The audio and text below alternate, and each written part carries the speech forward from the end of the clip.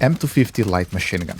Sometimes you just need to have 100 rounds, 4 bullets to kill, 0 recoil and 0 spread to try to help and carry your team to a victory in Battlefield 6. If you haven't been using this light machine gun until now, you have been kinda missing out, but don't worry, with this build you're not gonna be missing out much further. M250 is one of my most used weapons in Battlefield 6 and I would not be recommending it if I didn't believe it's one of the top weapons in the game. And now let's go and check our attachments out. Starting with the scopes, there are 3 options you can run on M250 in my opinion. The first one is the generic ACOG 2.5 times scope BF2M. Then you have an option for a thermal 1.5x or a thermal 3.5x. These 2 scopes are extremely effective. The reason I'm not using them is because it's really not my type of playstyle. However, I have tried them and they're extremely effective, especially if you're going to be defending a lot on breakthrough, which, let's face it, in solo queue you will be defending a lot. So thermal scopes are definitely a consideration. The other third big sleeper scope on the M250 is this scope, variable 1 to 5x zoom availability, and that is the NGFC LPVO. And you're not actually going to be using any of the variable zooms. The reason this scope is so nice is because it has an amazing, very tiny reticle, which means you can just headshot enemies with it, no problem on range. This is the reason why you could be considering using this scope. I was using this scope at the time when I was leveling the M250 quite a lot, because it does take you quite a bit to actually get the 100 rounds for the M250. This is going to be also the default scope you will spawn with when you start leveling the M250, which is how I recognize that the scope is very, very good. Moving on to our barrel attachments, we are running a suppressor and we are running the standard suppressor. The reason we are running the standard suppressor over, for example, the lightened suppressor is just because it costs 20 weight, and the main purpose of a suppressor for us is to stay off the minimap and to also reduce the amount of time we are going to be spotted by that huge Dorito you have when you open fire in Battlefield 6. So it's going to help conceal our position a little bit longer,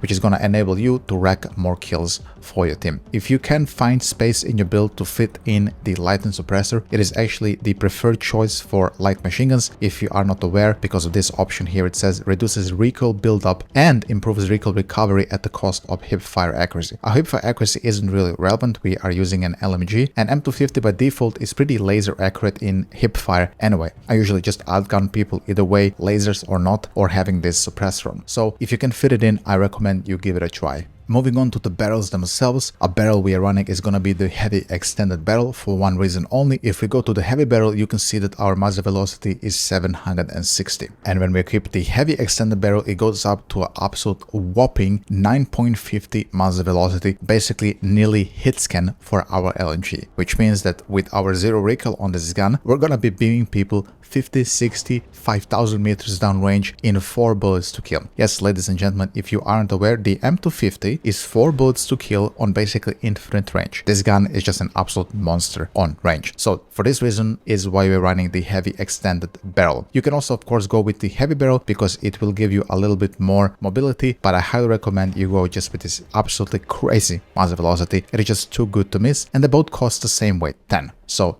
go with the heavy extended here. And now the huge part of our build, our most expensive attachment is going to be the 100 round belt pouch magazine. And I'm going to spend some time here because I want to really explain why this thing is worth using and why it's worth not having an underbarrel for it or right or top accessory, and even having a worse scope and worse suppressor. Here's the thing, especially when you're playing solo queue, and I believe that M250 is a really big solo queue gun, you just don't have time to reload the usual 50 round magazine. The reload time on the M250, as you can see, is 5.7 seconds. And because M250 is generally a fast rate of fire weapon, by fast it's not the fastest, but you will feel how fast you chew through bullets with only 50 rounds in a mag. So you're gonna be stuck reloading this weapon very often, and because of the chaotic nature of Battlefield 6 and the randomness of solo queue, and having a matchmaking system in a Battlefield game, your teammates sometimes cannot enable you to put this reload in your gun, right? So with 100 rounds, we completely eliminate this random factor of having to rely on your teammates to kill a bunch of enemies. This is why. And because the M250 has such low recoil, in my opinion anyway, from the get-go, this is why this is so worth using and not having some type of a recoil attachment. So let me demonstrate the recoil of M250 without having any type of recoil compensation on it. So if you go to the firing range and let's say we just fire down the wall, I'm not controlling this recoil, the gun still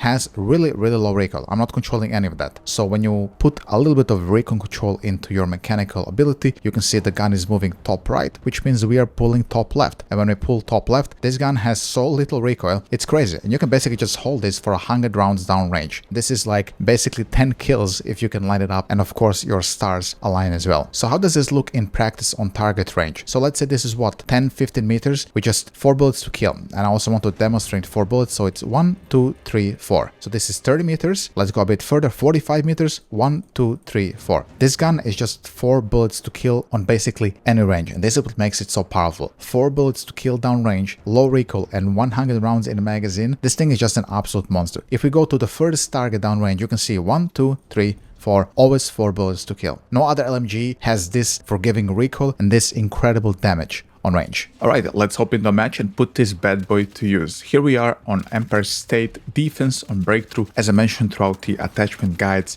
you do want to be using this LMG more on the defensive stance. I believe it works best on defense on Breakthrough, maybe Rush. On Conquest, you're gonna have to find maps which it really works on. For me personally, I had some success playing it on Iberian Offensive and just rotating between Bravo and Charlie on Conquest. So M250, when I was deciding to try this gun out, it was like 2 or 3 weeks ago, I was looking for a gun which has a lot of bullets and which performs good on all ranges. I tried the DSR, I tried all the, LMGs that come before the M250, and nothing really just scratched that itch of having a long range monster like this gun. After I have tried out for a few rounds and I realized that 4 bullets to kill is basically active on all ranges, I was like, okay, holy crap, I gotta level this weapon up to max and really try what it's capable of. You can see even on these absolute extreme ranges, I mean, we would call this extreme ranges in Battlefield 6, I guess. I'm here on the 3rd story, and what is this, like 40, 50, 60 meters? I'm just 4 bullets to killing everybody who is there on the ground, completely denying from the attackers to really get this